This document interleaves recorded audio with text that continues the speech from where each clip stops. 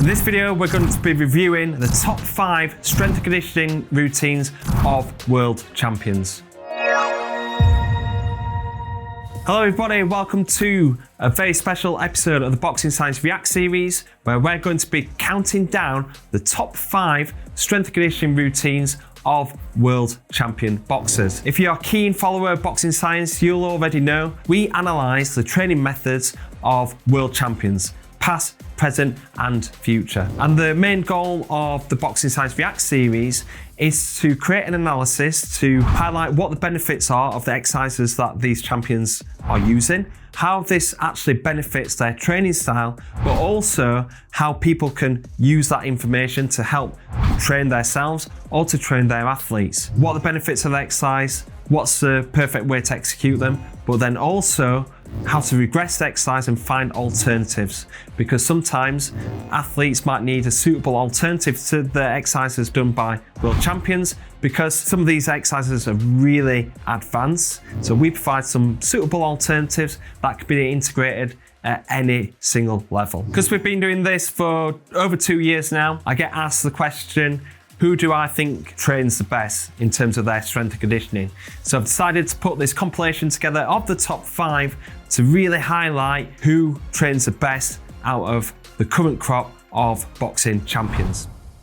Canelo has used strength and conditioning for many years now, and he gets some of the main fundamentals right, such as the back squat, such as heavy pressing, press-ups he uses, and he does a lot of core work. His core is immensely strong, doing these TRX tucks, doing different sit-up variations, this kind of long levered leg lower that he does. Unbelievable core strength, and we know that core strength is a massive contributing factor to punch power, especially for Canelo with his fantastic rotational power. Then also the implementation of bicep curls and arm conditioning, which is really vital for him, especially at the heavier weights, because he's shorter for the weight, but his key shots are the hooks.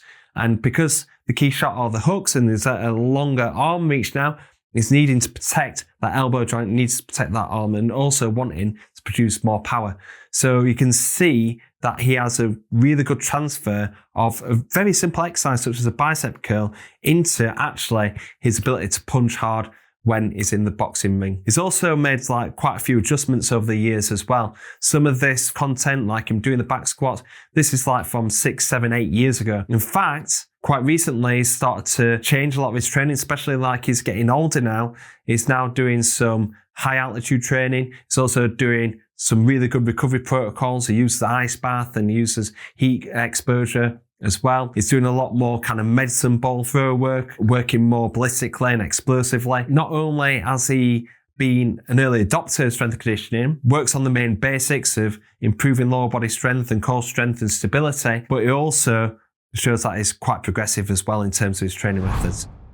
Beterbiev's routines have gone viral across social media. The first time that I came across his strength and conditioning is when he was doing these wrist rotations with a 20 kilo Olympic bar. Now this is unbelievable. I tried to do this in a lockdown version of Boxing Science Reacts, where I was doing it with a mop. Very embarrassing. To do this with a 20 kilo bar, unbelievable strength. And also his hand routine, where he's in a press-up position, working onto his fingers, on his face. Obviously this all goes viral on social media, but it's unbelievable strength to be able to do this. He's also got fantastic training methods such as his footwork skills, which are very underrated in terms of him in the ring, but his footwork, his reactive strength is fantastic. And then just willingness to do heavy loaded lifts, which a lot of boxers tend to kind of steer away from. Can be a little bit apprehensive about lifting heavy because it might slow them down. Quite challenging to be able to do that, especially in training camp. Beterbiev does a lot of heavy lifting, whether it's doing his dumbbell chest press where he can do 50 kilos in each hand on an alternate pressing position. This is unbelievable strength. He does Anderson squats and he also does Olympic lifting as well. Very much open towards lifting heavy, and you can see that it doesn't slow him down because he's still fast and explosive in the ring. Bivol in the ring, fantastic footwork, that Soviet style where he relaxes and whips in the shots, speed and finesse, unbelievable to see. His strength and conditioning actually supports this style the way that he whips and rotates the shots. He does a lot of rotational power work, a lot of punch-specific work. You can see him here working on some banded variations, some med ball punch throws, and also some rotational power work. This is done with his strength and conditioning coach, Taylor Ramsdale. This is another fantastic exercise where he's in a split stance with the barbell rotations, creating a lot of lower body strength and stability whilst rotating. He's also does some quite unique training methods. This long levered plank hold position, fantastic for core strength and stability, but also targeting the posterior shoulder. And the fact that he can do this in a T position shows how strong his shoulders are and his core strength and stability is as well. He also does these banded uppercuts, where it's working that relaxation patterns over a period of time, trying to keep that kettlebell in the middle. He can't be tense during these punches here, so you've got to be nice and relaxed from the shoulders, and that's what you can see in his style. So it's fantastic to see how much his strength work actually transfers into his boxing style.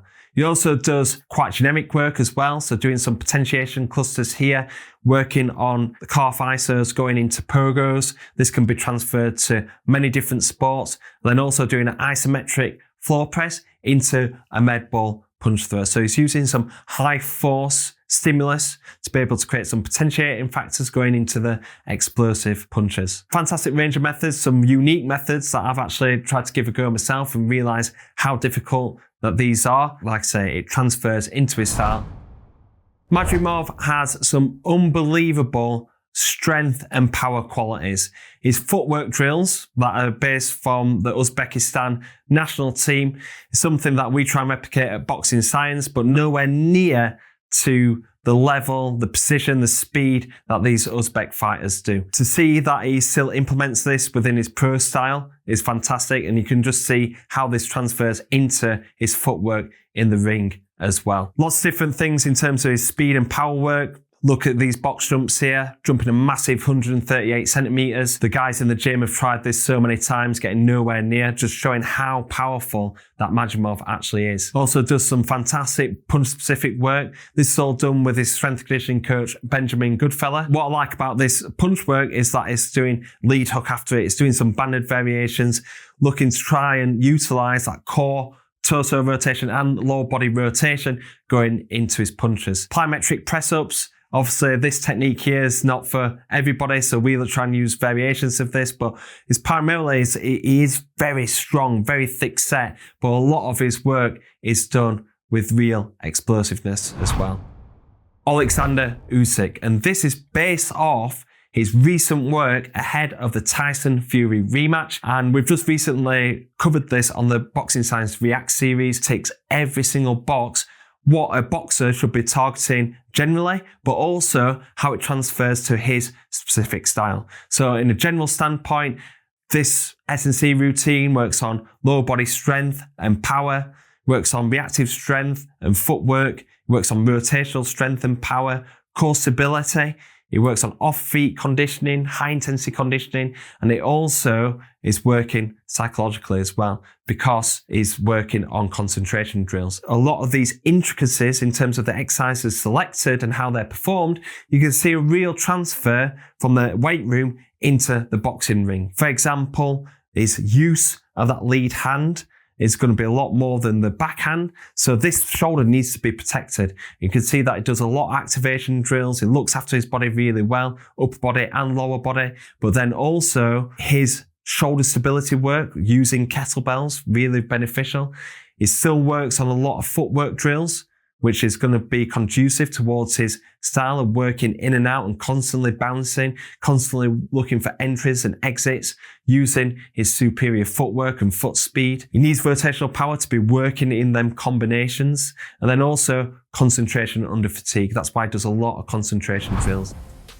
Okay, so that is the Boxing Science Reacts top 5, dated in 2025. Let's see what the next 5 years brings, because strength and conditioning and sports science is forever evolving and forever being seen a lot more at that top level, which is fantastic to see. When we first started Boxing Science, there were only a handful of boxers actually doing full strength and conditioning and sports science programs. Now you're seeing more or less every single fighter, especially the top ones, the top 10 pound for pound fighters, we're all doing some form of strength and conditioning and sports science. Also, the quality of the training keeps going up and up and up. So it's fantastic to see. One, we feel like we're big believers in this, so it's fantastic to see the elite athletes doing it, but also it's going to be beneficial for the whole sport, because there's going to be younger fighters and coaches looking at the top guys and thinking, actually, we need to start implementing some of these new school training methods. When we first started at Boxing Science, it was very difficult to do that because the top champions weren't actually doing it at that time. Hopefully you enjoyed this video, guys. If you're wanting to check out any more of the Boxing Science React series, you can check out this playlist here to see our most recent episode, the Oleksandr Usyk one, just ahead of the Tyson Fury rematch, and then a range of different champions that we have analysed over the years. Thank you very much for watching. Hopefully see you on the next video at Boxing Science.